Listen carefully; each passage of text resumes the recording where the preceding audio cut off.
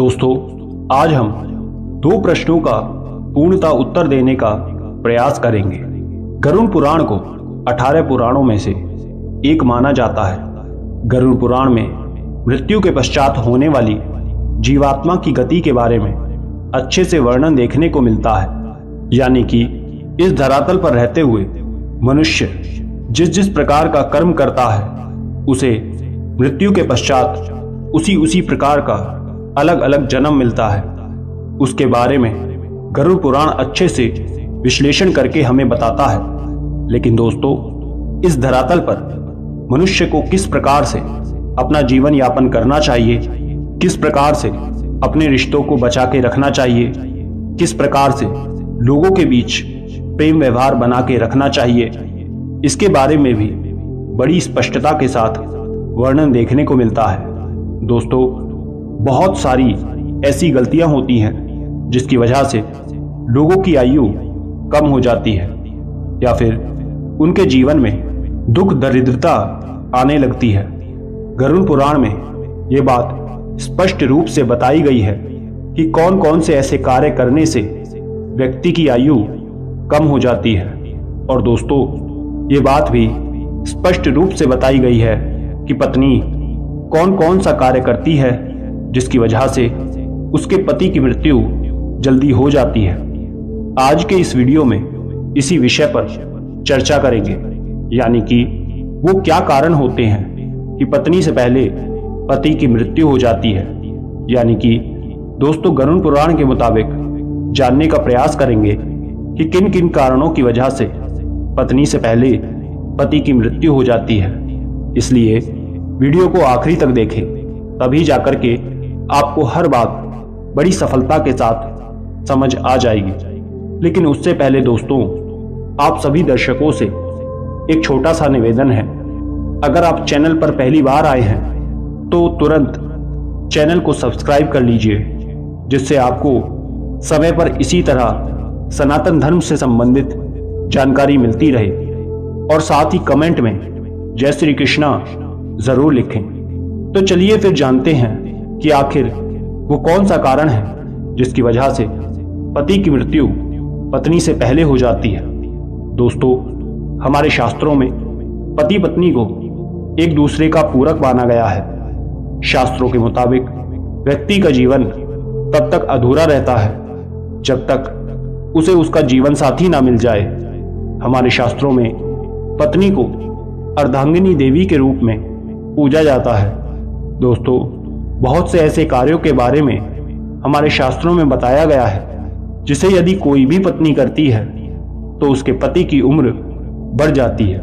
जबकि कुछ ऐसे कार्यों के बारे में भी जिक्र किया गया है जिसे यदि किसी की पत्नी करती है तो उसके पति की उम्र कम होने लगती है। दोस्तों, आपकी जानकारी के लिए बता दें, यदि कोई पत्नी अपने पति की लंबी आयु के लिए व्रत रखती है, तीर्थों में भ्रमण करती है या फिर और कई प्रकार के पूजा पाठ करती है, तो यकीन मानिए, शास्त्र कहता है इससे पति की आयु में वृद्धि होती है। तो वहीं गरुड़ पुराण में 3 ऐसे कारणों के बारे में भी बताया गया है जिसकी वजह से पति की मृत्यु पत्नी से पहले हो जाती है। तो चलिए जानते हैं कि कौन कौन से ऐसे कारण हैं। यदि किसी घर की महिलाएं ये 3 कार्य करती हैं तो उनके पति की उम्र कम होती जाती है। इसलिए महिलाओं को हमेशा इन 3 कार्यों को करने से बचना चाहिए। दोस्तों, गरुड़ पुराण में पत्नी के सामने पति की मृत्यु के 3 रहस्य बताए हैं। पहली बात, कोई महिला करवा चौथ, वट सावित्री व्रत या फिर पति के लिए कोई व्रत रखती है। उपवास के दौरान यदि वो महिला गलती करती है, जैसे कि यदि वो महिला खाना खाती है बिना किसी को बताए, तो ये बहुत बड़ा पाप बताया गया है। शास्त्रों में बताया गया है कि यदि गुप्त रूप से कोई महिला अपना व्रत तोड़ देती है तो उसका प्रभाव उसके पति के जीवन पर पड़ता है और उसके पति की उम्र कम हो जाती है। गरुड़ पुराण में यह बात एकदम स्पष्ट रूप से बताई गई है कि अगर किसी की पत्नी अपने पति की लंबी आयु के लिए व्रत रखती है, उसे कभी भी व्रत को बीच में नहीं तोड़ना चाहिए। दोस्तों, एक औरत द्वारा की गई एक और गलती है कि वो अपने पति को बार बार शपथ दिलाती है। झूठ बोलना, पति से झगड़ा करना, पति की कसम खाना, ये एक आदत पाप मानी जाती है।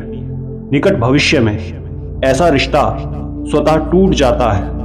गरुड़ पुराण में बताया गया है कि इस प्रकार की बातें पति की उम्र को कम कर देती हैं। जो औरत पति की झूठी कस्में खाती है, पति का अनादर करती है, पति को थप्पड़ मारती है या फिर पति को परेशान करती है, तो भी इससे उसकी उम्र में प्रभाव देखने को मिलता है। दोस्तों, हमारे शास्त्रों में पति को परमेश्वर के तुल्य माना गया है। यदि कोई भी स्त्री ऐसी गलतियां करती है तो निश्चित तौर पर उसके पति की उम्र में गिरावट देखने को मिलती है। जो स्त्री मांस खाती है, यह भी बहुत बड़ा पाप माना जाता है।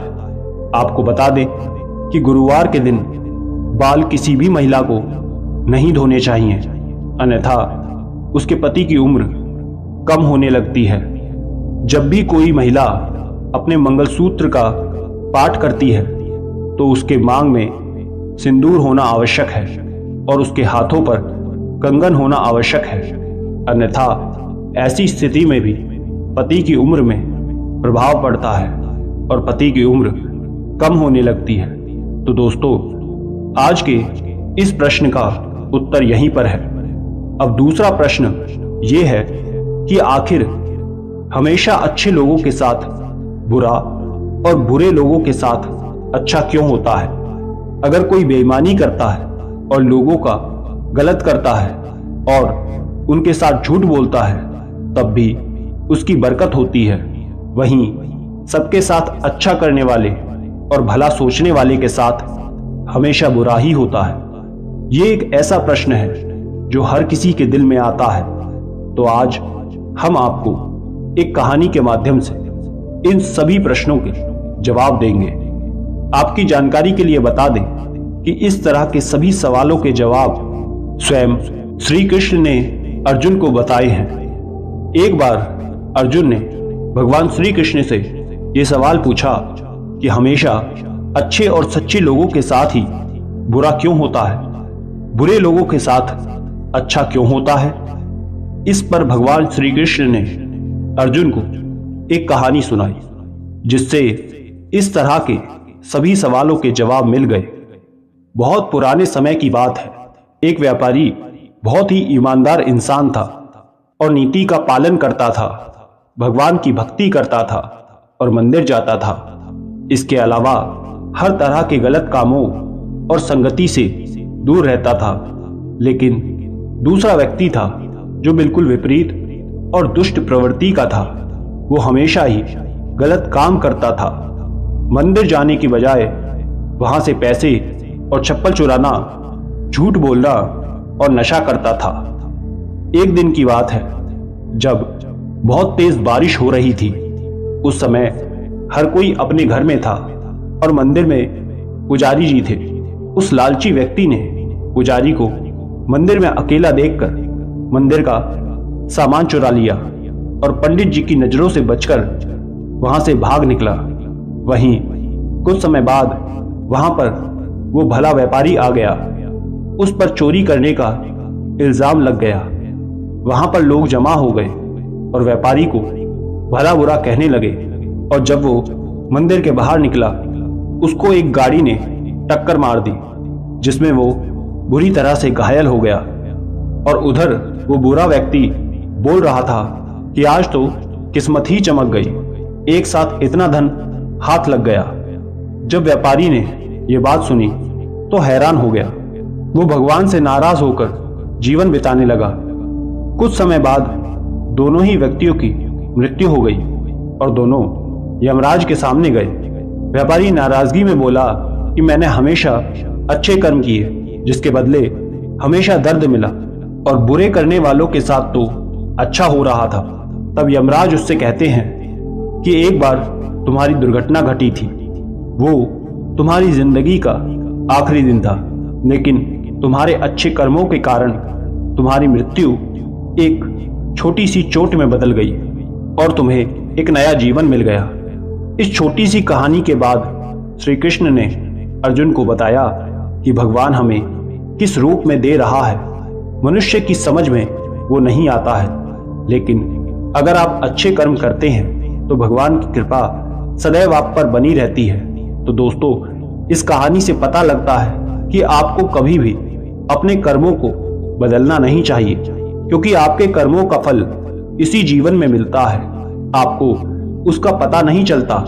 दोस्तों, आपको जानकारी कैसी लगी कमेंट करके जरूर बताना और अपने दोस्तों रिश्तेदारों के साथ शेयर अवश्य करें। ऐसी ही सटीक जानकारी के लिए चैनल को सब्सक्राइब करके बेल नोटिफिकेशन को ऑन पर सेलेक्ट कर लीजिए।